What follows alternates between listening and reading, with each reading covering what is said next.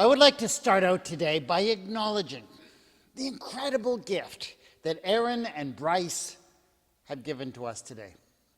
They have allowed us the privilege of being part of a celebration of something that is amazing that has happened to them, the birth of their son. And it's a real privilege to be participating in what is essentially a very personal, very family event. And yet they've chosen to share it with us, not only with the church, where Bryce is a member, Knox, Crieff, but also with all four of our congregations today. We all get to be part of it, and that is amazing. But best of all is that this is not just a personal family celebration. It's not just a congregational celebration. No, we have been privileged to be part of a cosmic event, a world-changing event that is meant to give us all hope. Let me explain what I mean by taking us into the opening scene of our reading this morning from the prophet Isaiah. Our reading opens with a bunch of names and places that I realize don't mean a whole lot to you. You know, one king is in alliance with another king, and they decide to go up and attack another king, and it all sounds serious, but honestly, who cares, right? We don't know any of these people, any of these places. So let me put it all in terms that we can relate to. Let me put it this way. In the days of Carney, son of Carney, Prime Minister of Canada, Israel and America went up to bomb Iran and did not change the regime. And then Netanyahu was bombing Gaza, and Ukraine and Russia were sending squadrons of deadly drones against one another. There was an epidemic of measles spreading through all the land, and tariffs were wreaking economic turmoil. And the forests were on fire, and the rivers were rising in deadly flood. And as all this was going on, the heart of the people shook as the trees of the forest shake before the wind. Does that sound a bit more relevant? Does that make a little bit more sense? And can you understand why the heart of the people was shaking? So look around these days. Seems like lots of things just are kind of falling apart. Things we once took for granted. Things that made us feel safe and prosperous just no longer seem reliable. And people are shaking. And King Ahaz is trembling. No one knows quite what to do. And I don't know about you, but these days when I look at the news, there's many a thing that sets my heart to shaking, like the trees of a forest shake before the wind.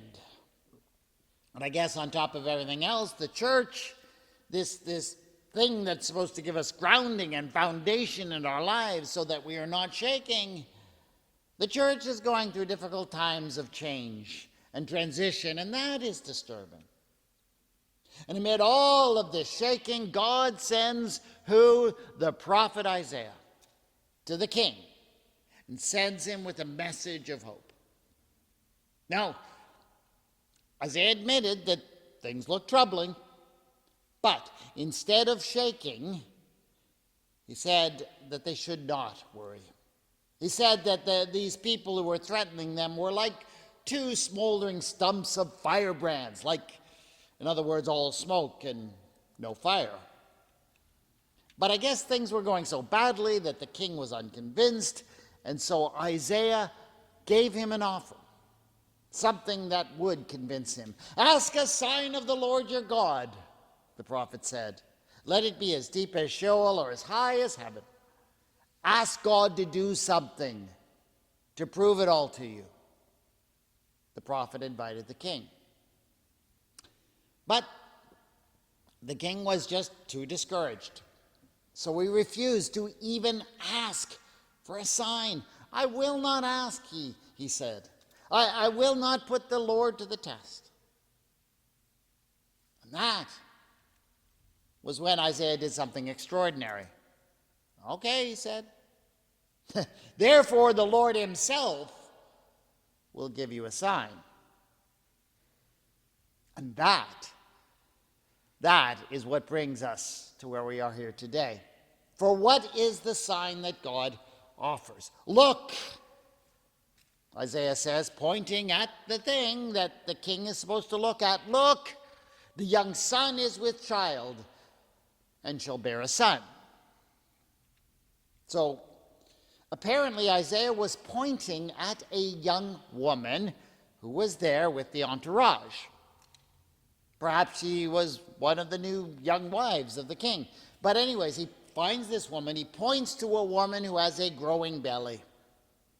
And he makes the bold, but maybe not too wild prediction that her pregnancy will lead to the birth of a child. And that child will be the son given to the king, will be the sign given to the king by God. Now, how does that work? How can the birth of a child be the sign from God that you should not lose hope despite everything that's going on in the world? Well, for that we look to the name of the child. The young woman shall name him Emmanuel. And Emmanuel is a Hebrew word which means God is with us. So this young child who is to be born is a sign from God that means that God is with us.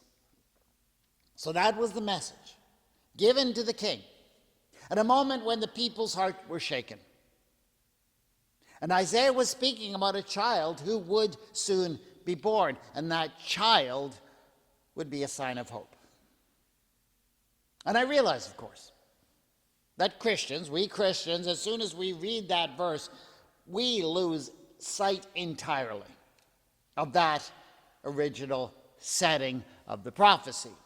Because we've been told every Christmas of our lives that that verse is about and only about the birth of Jesus, who was born of a virgin. That Jesus, and he alone, is the one whose birth means that God is with us. And that is, of course, because the Gospel of Matthew interprets this prophecy of Isaiah as being about Jesus. And I'm going to be clear here. Matthew was not wrong. This verse is about Jesus. Jesus is the one who brings us hope in his own body, who has shown us what it means that God is with us more clearly than anyone who's ever lived. And of course, Jesus was also born of a virgin, which is actually not the word that Isaiah used when he spoke to the king in Hebrew, but it got translated that way in the Bible that Matthew was using when he wrote his gospel. But anyways, Matthew was right. But just because Matthew's application of this prophecy to Jesus is correct doesn't mean that Isaiah wasn't talking about a young woman who was present that day. He clearly was. Matthew's insight tells us, however, that there was actually something eternal about Isaiah's prophecy, that it was true that day, but it was something that would continue to be true, continue to happen over and over again. And that is what we are celebrating here today. Because I'm here to tell you today that what Isaiah was talking about, it has happened again. God has spoken to us today, even as we are shaking, like the trees of the forest shake before the wind because of all that's going on in the world. God has spoken to us in exactly the same way. How has God spoken to us? A young woman has conceived, and she has borne a son, and she and her husband have brought him here today as a sign for us. So, How is Denny a sign for us? In so many ways. He's a sign because he is new life. New life in a world where there is too much death these days. He's new life for the church, a sign from God that God will continue to bring children and young people into our churches if we act in faith and minister to them in trust. Denny's also a message to us in the same way that newborn child was a message in Isaiah's time. Because you see, one thing that Isaiah was trying to do was give the king a bit of perspective on the disasters that he was obsessing over. See, Isaiah goes on to say this about the child who was to be born. He shall eat curds and honey by the time he knows how to refuse the evil and choose the good. For before the child knows how to refuse the evil and choose the good, the land before whose two kings you are in dread will be deserted. And that's all just a fancy way of saying that this child's going to grow up and is going to start eating solid food. And by the time he gets to a certain age where he's responsible for his own choices, the threat that the king is worried about will have disappeared. To put that in terms that maybe we can understand today, Denny, this child who's come to us, he's going to grow up. And before long, before you know it, he's going to begin to walk, and he's going to begin to talk, and he's going to try all kinds of foods, and he's going to do all kinds of things. And it's going to go by so fast. And when he does grow up, when he gets to a certain age, guess what? All of the things and the people and the political leaders that we're worried about right now, they're going to be gone. Gone. See, that is a truth that I have observed repeatedly throughout my life. See, there's always things to be anxious about. That's true in your personal lives. It's true in the church. Certainly true on the political stage. We get hung up over all kinds of things, but they almost never turn out as we fear. And yeah, I know, they might turn out differently and still be bad, sure. And also, once the present threats have disappeared, no doubt there will be new things that come along to worry about, of course. I'm not promising everything's going to go great. No, what I'm saying is let's not waste energy fearing specific scenarios that we can't do anything about and that might never come to pass. See, Danny is here today as a promise to us that the world's going to change. And it's going to change in unexpected ways and sooner than you think. And there is comfort in realizing that.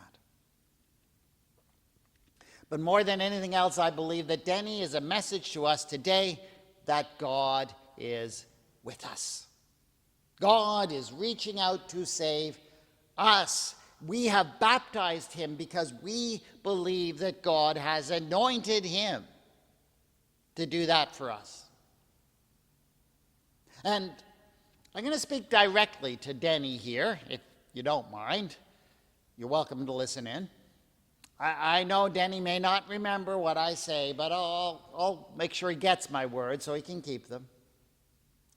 Denny, we have baptized you today because we believe that there is this incredible potential in you to bring hope and life and new beginnings to this world, so that the whole world may know that God is with us.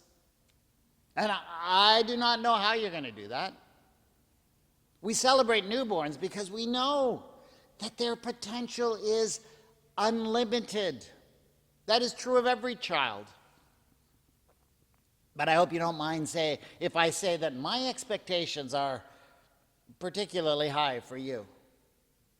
I mean, for one thing, look at this incredible family you've been born into. I know you don't know this about your mother. I know that all you know is, you adore your mother. But she's not just the person who gave you life. She is also a brilliant scientist, a public health doctor who is working to protect the people of Hamilton region and we who live nearby as well, let me tell you, from the spread of devastating diseases. She is the kind of hero we need these days, need desperately. I believe her role is only going to get more crucial.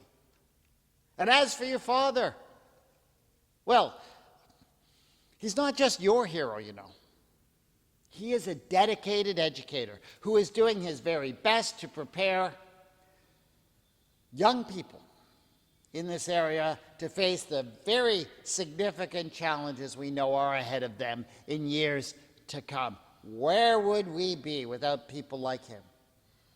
So, Denny, if you were to follow in the footsteps of either of your parents, that would be a sign of God's presence among us, saving us. And the amazing thing is you don't even have to do either of those things, because you can take all of the gifts and the abilities and the wisdom they share with you, and you can set your own course. We baptize you today as an act of faith, because whatever course you eventually take, we know it's going to be amazing. And we look forward to seeing all that you do. And we've all promised, especially the folks here at Crieff, that we will do what we can to encourage and to support that amazing outcome. And Denny, you have given this great gift to us all today. You've allowed us to be part of this amazing beginning of an amazing journey. Thank you. Thanks be to God. All your blessings, God, upon this wonderful family. Amen.